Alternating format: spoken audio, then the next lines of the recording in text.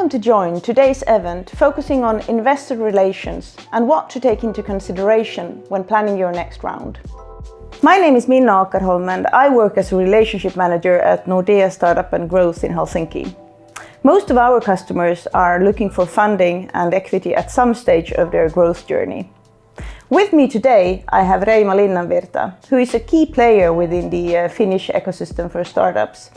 You work as an angel investor. You're also the chair of FiBAN in the Finnish Business Angels Network, and you're also a board member at many startups. What made you come into the startup world? Well, it was sort of an accident. So I've done my career in business consulting, first M&A, then refinancing. I started my career at Ernst & Young, did mergers and acquisitions until Lehman Brothers collapsed. And for some reason, there was no longer mergers and acquisitions, so I moved to refinancing. And in 2010, I started with one of my former colleagues, our own company called Older & Sound. And during this journey, I had worked with startups, especially relating to their fundraising, but also in their later exits. And I started to find the startup world somewhat intriguing. So I did some angel investments on the side. And when I exited myself from ANS in 2015, 2016, I was like every entrepreneur, what they believed, what they do when they exit, that, okay, now I can just retire, I can travel around the world, play PlayStation, whatever I want. And after 4 months, it got boring. So I actually started to work a bit more with some startups. Yeah, maybe take a part-time job in this, maybe do some investing, help in fundraising, help in board work. And fast forward today, it's 27 companies in the portfolio, 7 exits. So what started as a part-time sort of fill your schedule kind of hobby, one might say, I actually ended up more or less being a full-time angel investor. That's really interesting and really a great journey. So what should the companies or founders take into consideration when they are looking for funding? I think the most important thing before you start looking for funding is that what else you're looking for than just the funding. So different kind of investors have different things that they can bring to the table. And what is typical with angel investors especially is that they are former entrepreneurs, business leaders, and they have expertise in several areas that can help your business. And one of the reasons that they are angel investors is that they want to give back to the community. So meaning that they don't want just to give money, but also their expertise. So that would basically be that, can there be more than money, because that helps you to find the right investors. And same goes to a certain extent to VCs as well. They have different theses they are focusing on, they have different ways of helping startups. But also I think that from fundraising point of view, before you raise funding, you commit that this is an investor case. And a startup to be an investor case, for example, means that most likely your investors expect that you are growing the company and you are planning to exit the company. So it's not just something that you do to get the money and get things done with that money, but you're actually buying a ticket for a 10-year journey and you agree to take the next steps if they come along. So you need to think a bit further and actually think about the impact of taking in the money. Yeah, and it's for instance, if you take in VC money, the VC investors typically invest in 10-year period. So they want to exit the company in 10 years. They don't want to exit the company in 2 years. Yeah. So meaning that once you've taken the money, you grow the company for 2 years, then you take in more money, grow the company for 2 years, then you take in more money, grow the company for 2 years. So this is the kind of track that you need to have the opportunity. Of course, it doesn't always happen. Some companies are sold earlier, some go bankrupt, some start to transform from the startup company into more of a lifestyle business. Yeah. So what are the most common mistakes that founders make when they are searching for a new investor? I think the hastiness. So you're just looking for money and you go to every direction you want. And the first question to always ask is that, what are you actually looking the money for? Why are you doing the fundraising? And that, for example, takes that what you need to achieve. So you can communicate what are the goals with the funding and also do a reality check yourself that can I meet those goals with this funding?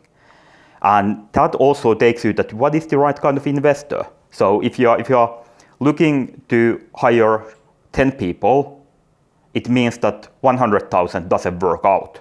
You need to probably raise something like 1 million. Yeah. And if you're raising to 1 million, you should probably be going to the seed round VCs instead of pre-seed round angels. Yeah. You talk a lot about sort of the value that the investors are adding into the company and the competence that they bring with them. How would you describe a value-adding investor, and what does that require from the company? Yeah, of course that varies a lot. So every investor is different, and even among angels, there are some who like to be very hands-on, almost like angel founders, really helping founders on the day-to-day basis, and there are some who are very hands-off. But I would start that the typical ways are network.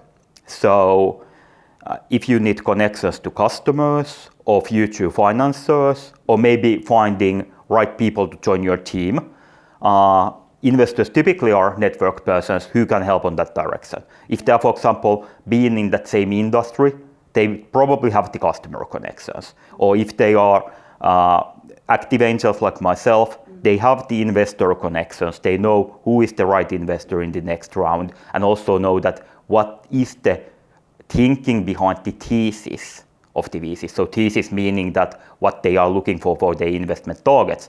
Yeah. And when you really understand that, then you know that does it make sense to pitch to investor A or investor B. But in order to embrace the skills that the investors might bring into the table, one is of course that you need to be able to take the information. Investors use the term coachability. So none of us is born ready. So some of us are really skilled of running a startup, but at least I've been entrepreneur 4 times, and still now I work with 27 companies. Still I feel like that every day I learn something new about being an entrepreneur. And you also share that information with your startup tips. Yeah, no, and that is also actually the startups started that I think in December I was looking into that. I have this habit that if I give a tip to a startup that actually I feel is something that is not only for one case but useful to other companies, I write it down, because I've realized that I have the habit of giving the same information, giving the same tips, or learning from the same mistakes, and sharing it with all the companies in my portfolio. And I actually looked at that list in December, and there's over 400 of those. So if I scrap the worst 30, because not all of them are good, I can post one in every day. So that's how Startup Tip of the Day was born, bit accidentally. But that is the sort of the benefit of an active investor, because you see not one company, but 10 companies, 20 companies, what they are doing, what works, what doesn't, and you can leverage that in other startups. It doesn't mean that what is working in startup A is working with startup B, but at least we have a starting point. We know that this is something that has worked in the past, we can try it again. But what I think is more important is actually the mistakes, because things that don't work in startup A usually don't work in startup B either. And this is a saying that I always say to my portfolio companies, that I have done a lot of mistakes. If you don't repeat all of them, you're gonna be doing quite fine. Yes. So you don't only get the support of your investor, you also get the support of sort of the other portfolio companies and their learnings that they have gained on the growth journey. So that is the business of business angel, leveraging your knowledge. And you get instead of running one company, you are involved in many, so you get the input from many companies as well. But once again, this is just one way of doing it. Some business angels tend to work with, for example, just 5 companies, but then they are leveraging their existing experience. And of course, it's sometimes useful, but it also might be that you have 30 years, angel investor with 30-year experience from heavy metal industry. If he's advising software startup, you need to think about what is relevant and what's not. There's actually surprisingly relevant even in different businesses. Team building is the same, going to market is pretty much the same, building the business, setting up the management structure. But then if you try to think about the customer value point of view, well, you need to understand the customer. Yeah, of course. So the companies doesn't only have one round. As you said, they have multiple rounds when they grow. So what should they sort of take into consideration when moving from round to round? And should they be looking all the way to sort of a few rounds ahead when they plan the next round as well? Yeah, I think you need to look at the ultimate goal. So what is the... I always like to start from thinking about the exit when I make the investment. And this is what I ask from the founders. And usually I don't want this typical question that how you gonna exit? Oh, Google's gonna buy it. My starting point is why somebody would buy you. Yeah. And that actually puts you thinking that, okay, why would the Google buy you? Mm-hmm. And is they buying your product or your customers or your technology or your team? Mm-hmm. And that starts to tell that what you actually need to develop. Yeah. But if we go to the planning of the funding, a couple of critical elements. What you need to succeed after this funding round in order to be able to raise the next funding round on a right valuation. And getting the understanding that what kind of milestones you need to achieve, what kind of metrics, KPIs you need to hit in order to get, for example, 500,000 at 2 million valuation. You need to understand, for example, if you are in a SaaS business, that what kind of monthly recurring revenue is required, what kind of growth rate is required. But also for that investor who puts in the 500,000, they need to get 10x, 10 times the money back. So after the money, the company is valued 2.5 million. What does it take to get the company to 25 million in valuation? And once again, in going those, we know that, okay, we probably need to raise again. What milestones are in there? And then finally comes that you need to protect your cap table at the same time. Yeah. So typically VC investors require that after a round, they prefer that the founders have over 50%. Mm-hmm. And since each round typically dilutes some 20%, this means that after seed, you need to have 65, after pre-seed, you need to have 80. And this is if all goes well, but usually there is at least one or more pre-rich rounds. Yeah. So you need to work room for those as well. Yes. And the mistake that I see quite often is that you had the first family and friends investors, they have put in 50,000 and the founders have given up 25%. It's already an investable company, right after the family and friends joining in. So you need to make sure that you as a founder are not giving away too much of your company at each round and think about... And I said that most important is too early. Because it's too early, it's easy to give up too much. When you enter into the later stages, if you are investable, you probably get more than just one offer. So that way the situation that somebody tries to take too high stake, it's not as big risk. But in the early stages, you take in what you can take. And also, usually in the early stages, the founders are on the learning curve, still learning the realities of fundraising. Yeah. And this kind of thing that, you need to have 50% after a round is something that you probably don't consider when you're just looking at, we finally can start this thing. Yes, and got in some money to do what we want to do. Yeah, no, that's true. The world has been under a lot of change the last 2 years with the pandemic ongoing, but at the same time we can see that has not sort of had a negative impact on the investments coming to Finland. There's been a lot of investments ongoing anyway, but how do you see, what has the sort of impact of the pandemic been? I think that it was sort of a temporary shock, I would say. So if you look at last year in Q1, we had very normal, so the investment activity was actually a bit in the early end. It was a bit more active than what it was on the year before. But on Q2, nothing happened. Yeah. So of course, everybody started to see what is happening, and two things happened in that respect. One was that the investors started to focus on their existing portfolio companies, so ensuring that they have enough capital, enough runway to survive past the pandemic. And also, of course, the startups reacted. And they started to protect their capital, so basically cutting down the costs or at least not investing too much. And that's actually impacted what the Q3 and Q4 last year looked like. So actually the investors were back in the markets, but now the good companies had protected their runway. They were not fundraising. So only the companies that had already run out of capital were fundraising. And of course, those are not the ones that are attractive to the investors. So actually, to quite extent for that reason, in the autumn last year, we saw mainly follow-on investments to the existing portfolio companies. But now in this spring, I would say that the angel investment activity returned to normal. But one thing that is still affecting, and I'm already seeing change here, but is that there's less startups. So of course, in the middle of pandemic, who is going to quit their job and start a startup? Yeah.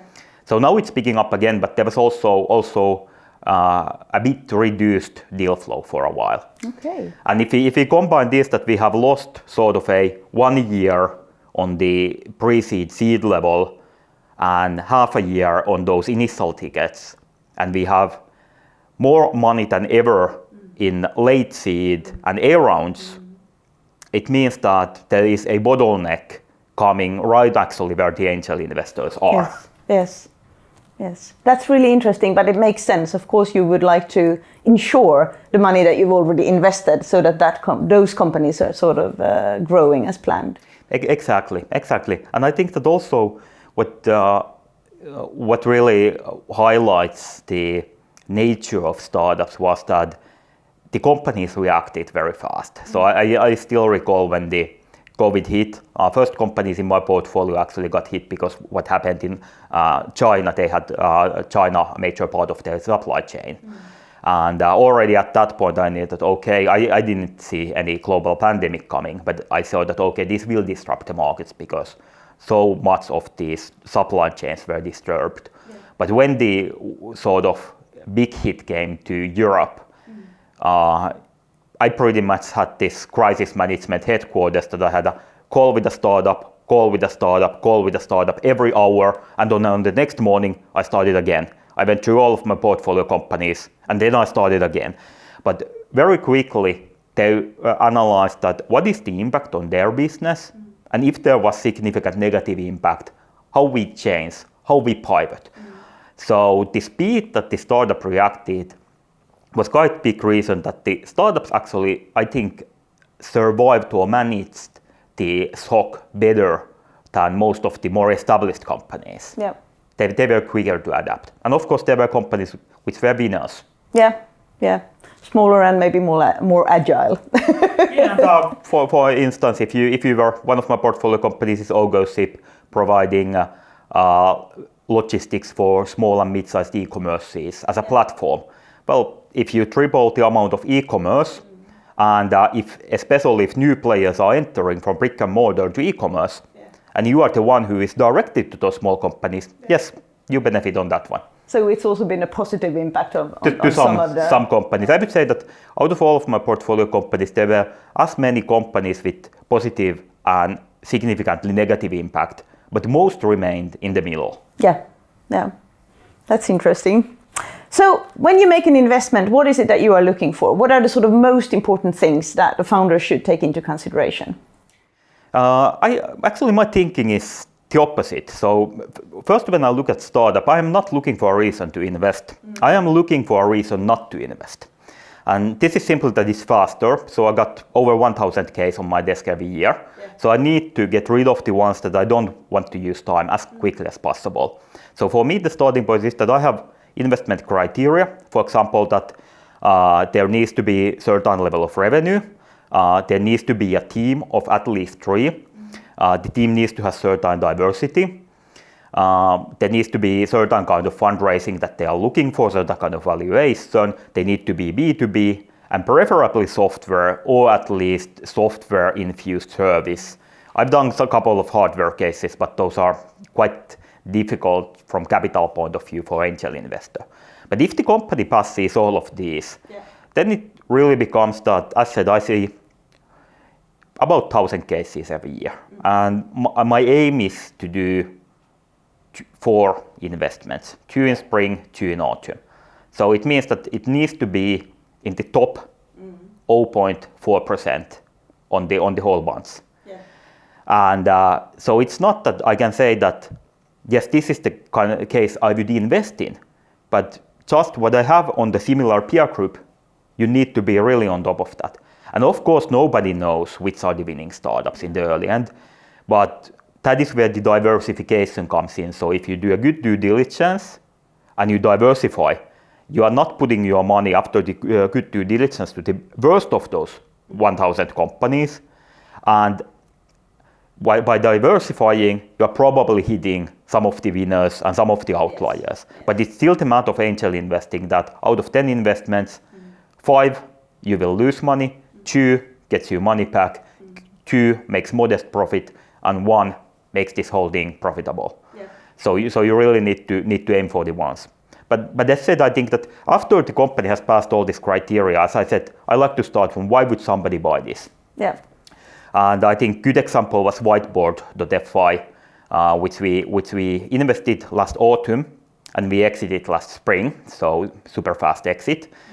But there was that, okay, it was an online whiteboard solution for teachers that worked. It was designed for classroom use, but worked exceptionally well in online. So in this COVID kind of environment, when you are either online or offline, or you are in hybrid mode, it was a perfect tool because the teachers didn't need to change it. You can use it in classroom, you can use it online, and you can even use it. Some are in classroom and some are online. And of course, that kind of product, it means that, well, we have the COVID boost. So the market to exit this is still during COVID. So we need to exit this fast. That was one criteria. Are the founders prepared to make a fast exit? Second one was, is there a buyer for this? And surprisingly, while there were so many big edtech companies, starting from Microsoft to Kahoot, that had these bulks of or bundles of edtech solutions, their whiteboard solutions were not that many or not that good. So we realized that, okay, there are actually quite a few edtech companies who would like to add these as a product on their portfolio.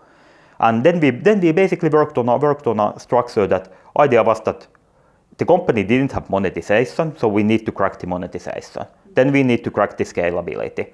And once we do that, we can take one funding round, grow it as big as we can, and then we exit. The plan worked otherwise pretty well, but before we were able to crack the scalability, and I would say that even we didn't crack the scalability, we already had 6 million monthly users at that point. But we didn't know how to drive it. It was a viral product, but we were not driving it as such. We were preparing for the funding round, but actually what happened was that Kahoot approached us. That, hey, we'll look what you're doing. It seems interesting to me. Should we talk? And then we ended up selling the company to Whiteboard. So in that case, what we really looked into that, why would somebody buy this? Can we see the path from this investment all the way to the exit? And is it our interest as investors and the founders' interest aligned? And in that case, how the founders saw, what I saw as an exit, the founders saw that now they have Kahoot as their parent company, sort of as an investor. And they are independent unit inside of a bigger corporation that gives them the networks, the access, but they can still continue doing what they were doing, only with totally different resources. Exactly. So it was win for the investors and win for the founders. That's a fantastic story. And that also shows that you can have sort of different aims when you're growing. But that's great that they also got sort of the resources that they needed to grow further. Perfect. Thank you so much for all your insights and learnings. It was a pleasure to have you here today. Thank you. It was great to be here. Thank you. I think that the thing you're doing with Nordea and Kasvu Open is really, really important on the ecosystem as well. Yeah. Thanks a lot. So, as a summary, make a clear plan for your growth, both on the short run and on the longer run. Involve all the players in the discussions, both the equity investors, public funding sources, and the bank. Also think about that when you onboard a new investor, you're not only onboarding money, but you can also get a lot of new competence into the company and access to a broader network, which you can gain of a lot. Through Nordea, you can get access to a lot of new investors also on the European market through our investor speed dating events. And FiBAN offers you a network of more than 650 angel investors. So make a plan and get started.